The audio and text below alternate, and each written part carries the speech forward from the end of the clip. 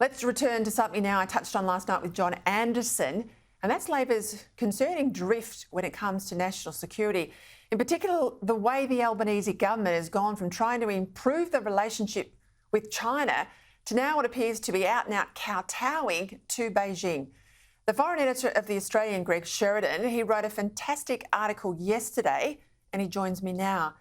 Greg, your article, I thought, was just extraordinary. Yes, you picked up those points about expelling the security chiefs from the NSC and the review of ASPI, but you go way beyond this. What else has Labor done that benefits Beijing? Well, Peter, great to be with you. And that's right. I think the expulsion of the intelligence chiefs from the NSC, and they've been there forever, for years and years and years and years and years. So this is what Paul Keating demanded, what Beijing wanted, and the Albanese government has delivered it. A grotesque thing. They won't defend the security chiefs and then they expel them from the NSC. So they'll only be there when called upon. And then they've already hobbled and may well destroy the Australian Strategic Policy Institute, which was one of Beijing's 14 demands of the Australian government. But as well, they've stopped mentioning China as a justification for AUKUS. So China did appear in the AUKMIN, statement, but the British Foreign and Defence Secretaries are happy to say, yes, one of the reasons we need AUKUS is because we've got to respond to China's massive military build-up, whereas the government won't say the word China and the word AUKUS in the same sentence. They've gone from speaking frankly about China when they first got in, when they inherited the national security template of the previous government, to now not speaking about it at all. And the other thing they've done, which China will be very happy with, is they're not doing anything on defence. They've got all these AUKUS plans for 10 years hence and 20 years hence and so on. But in the 3 years they will have been in government, they've made no increase in defence expenditure, and they haven't increased a single military capability, instead of which they've cut the size of the surface fleet. They've retired one of the Anzacs. They're going to retire a second one. We don't actually increase the size of the surface fleet until 2034 at the earliest. They've abolished the last squadron of the Joint Strike Fighters. They're not going to upgrade the Collins with Tomahawks. In every way, they've reduced our military capability. And I think what you've got is a government, for the first time, a Labor government dominated by the factional left. You know, they're good people, they're good, honest, patriotic Australians, but they have no interest in national security. And Richard Marles, the notional hawk, just has no influence in the government. What do you make of that news we've heard today that Britain's set to declare China a threat to national security after 2 cyber campaigns targeting their politicians? We learned this week too, officially out of New Zealand, that there was a cyber attack on their parliament by China. They named China. We've not been so strong here on that in Australia. But if Britain goes down this path, surely this is something we should have on the table.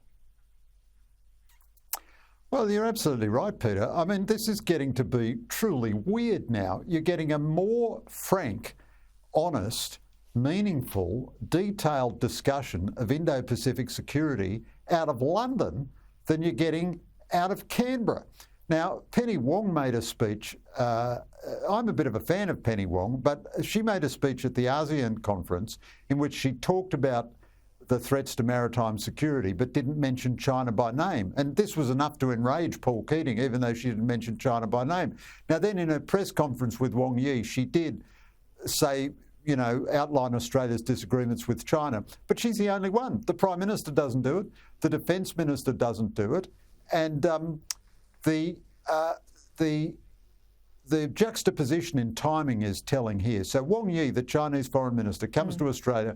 We all roll over. He tickles our tummy. Isn't this wonderful? You know, he has a wonderful meeting with Paul Keating, who says everything's fabulous in the Chinese government, and our government is celebrating the renewed wonderful relationship. And then it turns out that all through this time, China has been engaging in the most savage cyber attacks on Australian, British, American and New Zealand government systems, voting rolls, the machinery of government, so much so that even Britain, which is never looking to pick a fight with China, is now saying it's going to declare China a threat to British national security because of its aggressive cyber intrusions. And yet the Albanese government, so when it first came in, it just inherited the playbook from the previous government and had the wit to stick with it.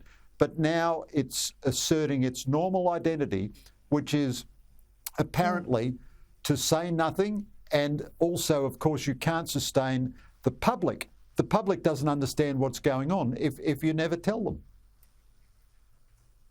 Just really quickly, Greg, I mean, we've had that word today that there is now heightened, it's at the highest level, terror threat in France. It's prompted our guys here in Australia at DFAT to issue a travel warning in relation to France. This all goes back to Islamic terrorism. We know Mike Burgess, when he was in the room at NSC, was warning us about the likelihood of an Islamist attack in Australia over the next 12 months.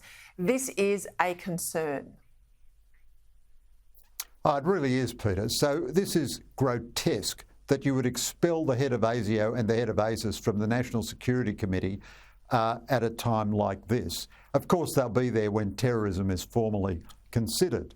But it's up to the authorities to raise the threat level, and I don't have any secret information about that. But American intelligence warned the Russians of an imminent attack. The French believe an attack is imminent. Afghanistan is now a permissive environment for terrorism. We know Islamic State is reviving there and in other countries. Australia has been a juicy target in the past. You've got this heightened, fevered emotion about Gaza and the Palestinians. So I think, you know, without any secret information, I think the danger of a terrorist attack has become, you know, much higher than it was 6 months ago. Well, I don't want to end on a discordant note, Greg. Get to you and Josie. Happy Holy Easter, and I hope you get a little bit of a break over the next few days. We'll speak to you when you're back.